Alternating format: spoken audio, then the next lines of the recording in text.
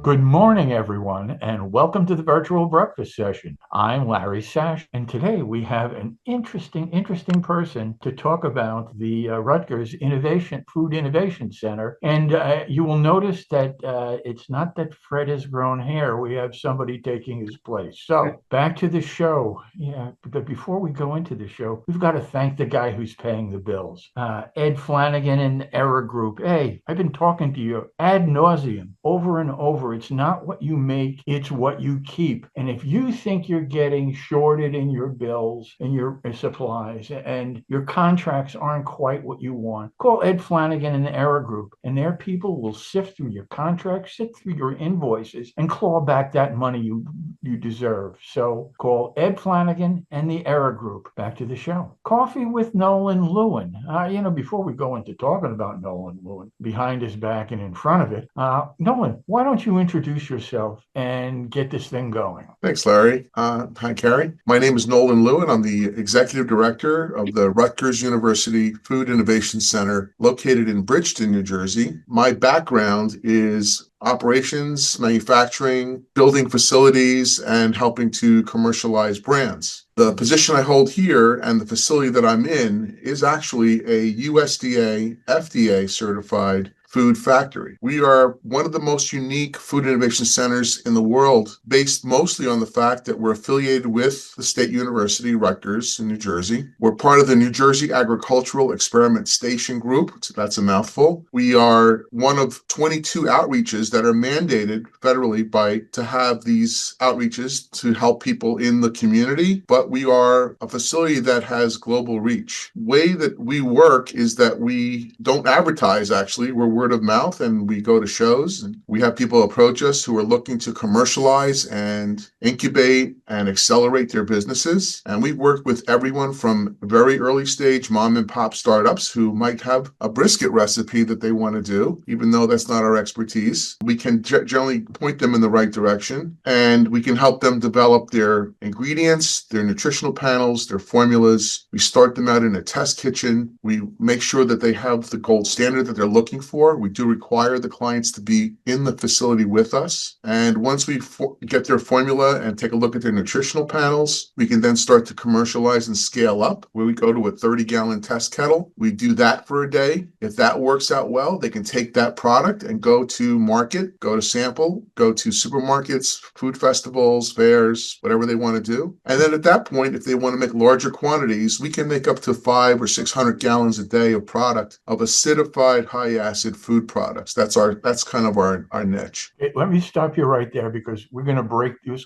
This is going for a half hour. And what we need to do is take what you just said in 2 minutes and break it down step by step. But before we do that, Carrie, why don't you introduce yourself? Hi, I'm Kerry Miller. I'm with Food Industry News, which is a trade magazine, print and digital, based in Chicago. It's been around for 44 years, and I have the privilege of serving our readers, advertisers, and the industry. The more research I do, the more I understand that there are some real people out there, and there are some pretenders who say they can do this for you, exactly what you're talking about, but it's just a pipe dream. They're selling a bill of goods. I understand. Well, you have the state of New Jersey behind you, so you're carrying some weight with you, and everything I read about the group is just fantastic. But let me understand. So, what is the first step when somebody has an idea? Is there forms they have to fill out? Is there a performer they have to work out with you before you start to work with them? Let's go to step one. Let's start with step one. So generally speaking, if someone calls us up and says, hey, I have an idea, I have a concept that I want to make, we generally point them to an application that we have. And that application was actually redesigned recently by a team of interns at Rutgers using AI to help identify better and vet out people who would be a good fit for the particular types of things that we can help with. So on our website, foodinnovation.rutgers.edu, there's a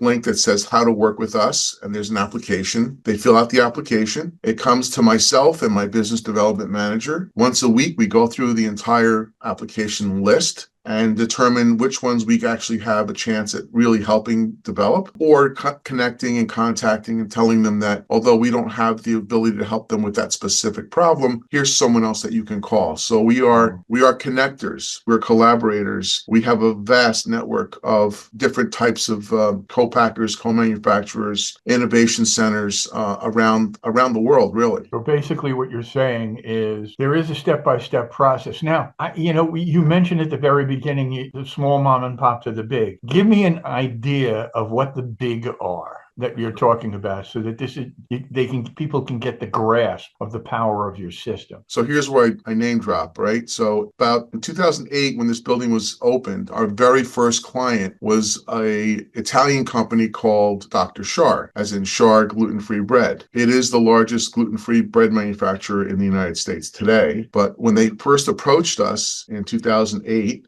they had not yet entered the U.S. market. And they said, we'd like to enter the market, but we're not sure about the consumers. So we have a marketing team here that did a study. They tested their bread, their version of it, and it was terrible. It tasted like cardboard. It was really not good. And we helped them redevelop their recipe to then further test it, market competitive analysis work. And we came up with a version that we felt American consumers would like better. We actually helped them bake hundreds of loaves of bread a day in our facility. They outfitted it with their ovens and mixers and proofers. And the way that our building is set up, we have 4 distinct bays. So we can have 4 clients in at one time working long-term or short-term. So if they bring in their own equipment specific to their needs, as Shar did, that would be something that they could work on for a year or more while they build another facility.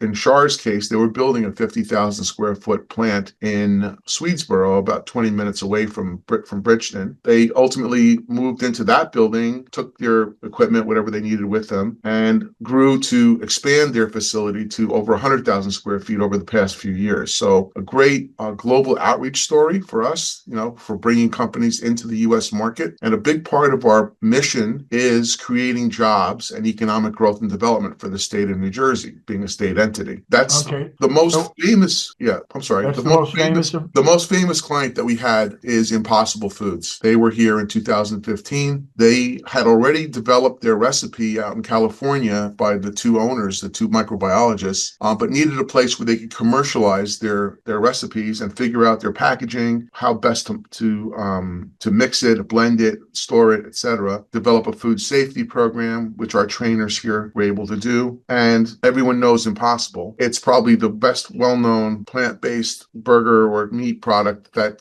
has ever existed. Okay, so do their people move into your facility during this time? Is it going to school every day? Yeah, so we're basically a facility where people can come in and set up little mini facilities, production facilities. We provide a kind of a blank slate for them where they can come in and set up individual pieces of equipment. But the way that the building was designed was specifically to make it intentionally changeable. Most factories, when they're built, they make one thing or 2 things, and that's the way their lines are set up. When we designed this building back in 2001, the founders were smart enough to understand that there would be many different things that would be coming across. So they built it with the intention of having things on wheels, things that could be moved very easily by going up above the space, which is a walkable ceiling, and have electric cords dropped right where the machine was going to be, or airlines or other things. So each of those rooms has that capability and is very flexible. And the bottling line that we own is the one that's used most often. That's where we have the ability to make virtually any size jar from 4 ounces, like a hot sauce jar, all the way up to gallon jugs. And that could be happening every day. We have a different product or a different size package on the line constantly. So I've got a question. So are you more of an incubator, or if I have a hot sauce or a tomato sauce that I'm having produced in Chicago and my largest customers on the East East Coast and I want to save money on shipping, could I contract with you to have that product processed in your facility to avoid the shipping cost? The way that we were designed to be an incubator, an accelerator. We're not really designed to be co-packers or co-manufacturers because the university wants us to help as many people as possible. We don't really want to lock the rooms up with people who've established themselves. And typically, we like to call them graduates, right, from the school. When they get to a certain point, we say, okay, it's time that you go find either your own place or you go to a larger co-packer, co-manufacturer. So we'll work with them to get them up to scale. We'll make several iterations of their product over the course of a year or two. But when they get to the point where they just say, hey, we're ready for you to start making 10,000 units, we say, no, we're not doing that. You need to, go someplace else. And we fit that very narrow, sometimes difficult space for early stage companies when they're first making 50 or 100 bottles in their home kitchen to get to the co-packer stage. So we fill that, couple hundred bottles up to a couple thousand bottle stage. And then when they get to that point, it's easier for them to meet the minimum order quantity, MOQ, that a lot of these co-packers insist on in order to run their product. Just from a financial standpoint, they don't want to change their line over after 500 bottles. They want to run it the whole day. Just more economically feasible for them, makes them more money. We don't care. We'll do one bottle in one day for you if that's what you really want. But typically, we'll make a couple hundred bottles the first time for a client so they can take it out and sample it or go to a market or a buyer. And we also have the connectivity here in New Jersey, especially with the New Jersey Food Council and all of the supermarkets. We know the buyers and the brokers for ShopRite and Wegmans and Whole Foods and those guys. So we can connect them to those buyers. And I imagine you can connect them to the co-packers also. To some, yes. And again, depending on what their quantities are, some of the co-packers are looking for 10, 20, 30,000 units, and they're not yet quite at that point. So we've had some clients go to co-packers, try it for one or two times. The quantities were just too large for them to make that leap.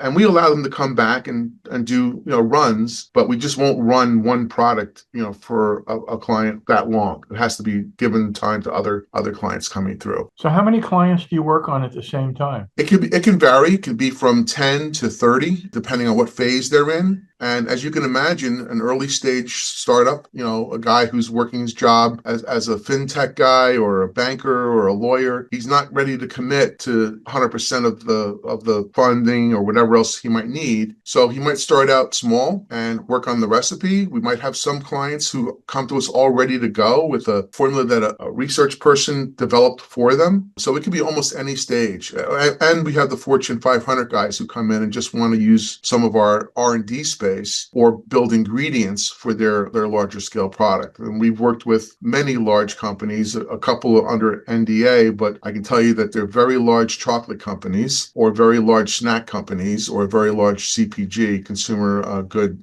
food people. Okay, so Carrie and I have started a business and we've got something that we think is we have a cross between Neapolitan New York pizza, Chicago deep dish. We think this marriage of these two products are going to be wonderful. We give you a call. You say, help us. Let's walk through the process. Okay, so you came up with a pizza, you did it in your kitchen at home, and you want to see if it'll fly in the market. Well, one of the very first things we'll probably do is say, okay, you're entering a very competitive space. There's a lot of frozen pizza products out there. What distinguishes your product? What makes it stand apart from the 500 others that are in that frozen aisle? And generally, it has to be something that's significant. You're not going to beat the big guys on price ever because their scale of economies is just so efficient. They can make thousands of products a minute. So what we're generally looking at is super premium, higher price, generally more artisanal, using ingredients that are not typical. So something like a mozzarella cheese that you would find on a regular pizza, we might say to you, let's use different types of cheeses that give it a different appeal, different consumer appeal. We might say, let's not use a regular Hunt's tomato sauce. Let's look at a San Marzano DOP artisan tomato product from Italy that doesn't have any citric acid in it or doesn't have,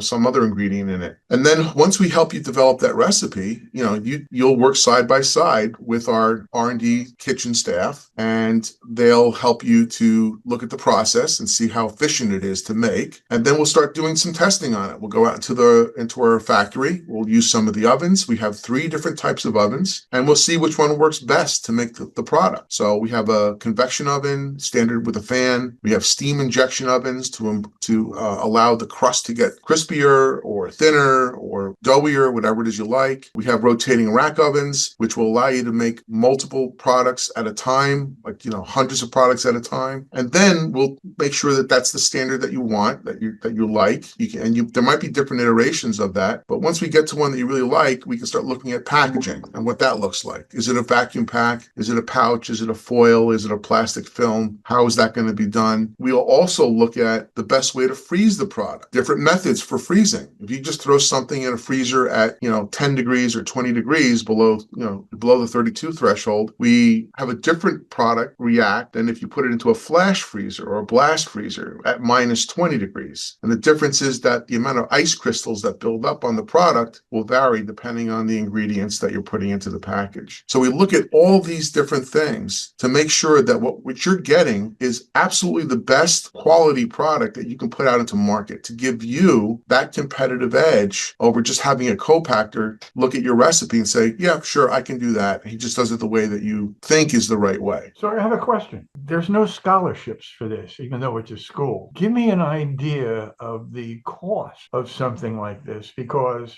that is a consideration. No, absolutely. We're a nonprofit 501c3, so we're mission driven, but we also have a fiscal responsibility to generate revenue to help cover our salaries here. We typically charge $250 an hour for research and development work. It could be a couple of hours in the kitchen. It could be a couple of weeks in the kitchen, depending on how many products and how much work needs to be done. So it could be from a couple $1,000s up to $20,000, $30,000 to do the R&D and marketing component of checking to see if it's a viable product. There are public funds available to do research. We participate in a program through New Jersey Economic Development Authority, NJEDA. It's called the CSIT grant, and it will give you up to $40,000 free money to work recipes and development of food products. The requirements are you must be a New Jersey-based company, have to have at least one employee of the company, and then there's a few other criteria that you'd have to read through on their website. But we've had several clients come through who qualified and got $40,000, which helps them pay our fees. So obviously they get the money, they pay us for the hours that we put in and whatever else. It doesn't pay for materials or packaging. It has to be basically just for the research and development and the prototyping.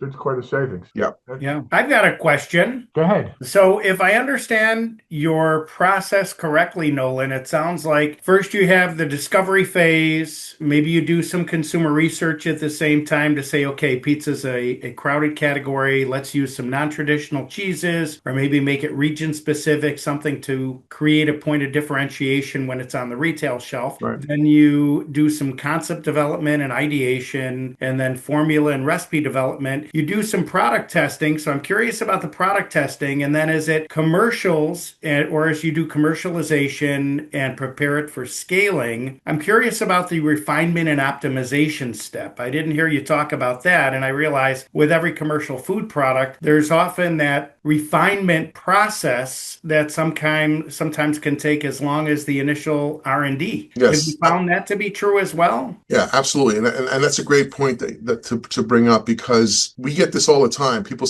call us up and say, I've got a sauce. It's my grandma's recipe. All you got to do is cook some tomatoes and put it in a jar, right? And we all know that's absolutely not the case. So it holds true for every product that comes through. We take a critical look, as I mentioned, all of the ingredients. We'll take a look at the nutritional panel and say, this version has a little bit too much sodium. It's got, 1,000 milligrams. You can probably get it down to 700 or 600 and still not lose your flavor profile. And we can do this because the small group of people that work here for me and work at the center, we're not academia. We're not teachers and professors who teach courses. We're industry veterans with over 400 years of industry experience that bring that to the table. My R&D food scientist has been here for 24 years. She's helped introduce over 3,500 different products into market. Wow. A lot of which are still there. But having the ability to commercialize and fine tune it is really one of the most important things that we can do. We have that expertise because we also, you guys are, I'm sure, familiar with SFA, Specialty Food Association. We are the judges for the Sophie Awards that they hold every year. This is the 5th year that we're doing it, and it's basically the Academy Awards of the food industry. And we're very well known, very well respected for the ability to do that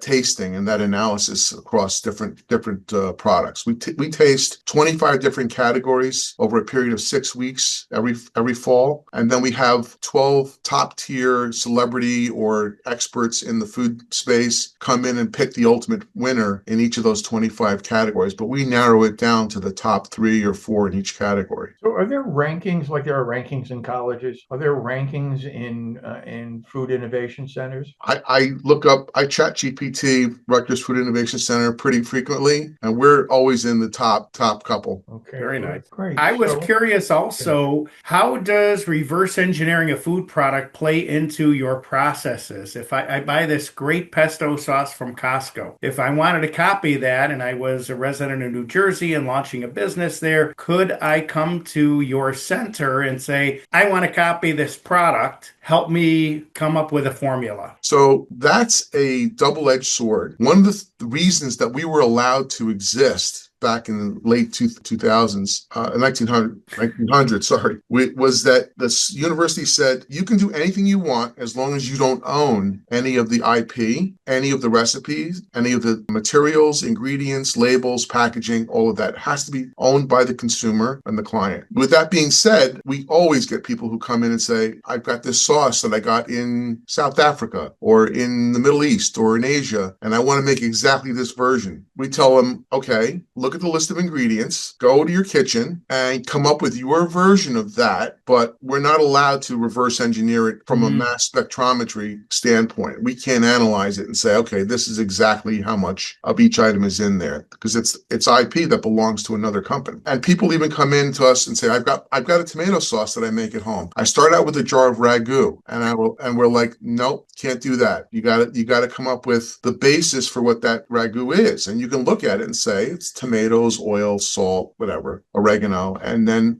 we come up with a version. But I can tell you, I mean, tomatoes, barbecue sauce, hot sauce, there's no shortage of that. Everyone thinks they have the best version, including us. We actually have a hot sauce that we bottle here, and it's not sold because we don't compete with any of our clients. It's a giveaway, but it's a sample of the type of work that we can do here in terms of bottling and recipe development. This is our own recipe. And by the way, this product is not a tomato product. It's a pepper-based hot sauce made from all of the products that are grown in the state of New Jersey. So the peppers, we put in cranberries, which, as you probably know, New Jersey has a large cranberry growing area in the Pinelands. The honey is actually honey from my own personal beehives. I donate the honey to that. The hot peppers are grown on our horticultural research farm in New Brunswick. We grow over 200 varieties of hot pepper, including reapers, scorpions, habanero, jalapenos, long hots, things like that. And we created this to show this is a true New Jersey product, and this is the kind of product that we make here all the time. Fantastic.